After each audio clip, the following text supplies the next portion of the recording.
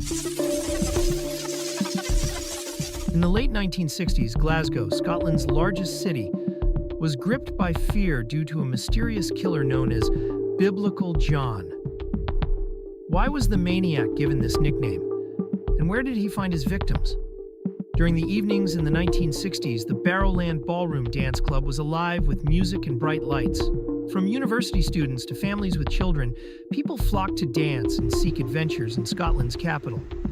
Unbeknownst to them, a killer was lurking among the revelers, searching for his next victim. In February 1968, 25-year-old Patricia Charlotte Wilson Dockery decided to unwind and went dancing with her young son at home. What happened next remains unclear. Perhaps she met someone at the club or was approached by a man afterward. The following day, Patricia was found strangled not far from her home. The killer took her personal belongings and clothes, but only her watch was recovered from nearby water. The motive was unclear, and there were no signs of sexual violence. A year later, on August 16, 1969, 31-year-old Semima MacDonald was at the same club seeking a break from her routine.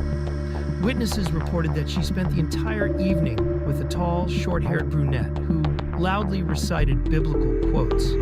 She left the club with this man and never returned home. Her body was found strangled in a dilapidated house near her residence. Unlike Patricia, Semima was raped, though her clothes were not taken. Investigators linked Patricia's and Semima's murders, suspecting a serial killer. The man who quoted the Bible became known as Biblical John. Plainclothes police patrolled the club evening searching for the suspect, but were unsuccessful.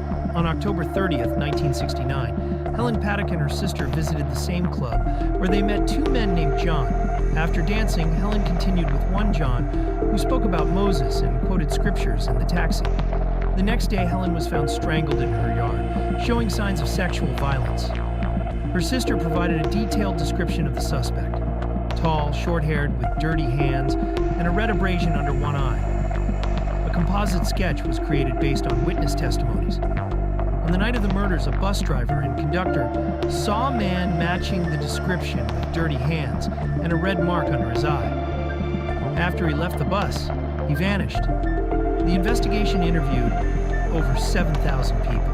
This case marked the first large-scale use of a composite sketch by Scotland's criminal investigation. Despite numerous leads and hopes pinned on DNA tests, the murders remain among Scotland's most infamous unsolved crimes.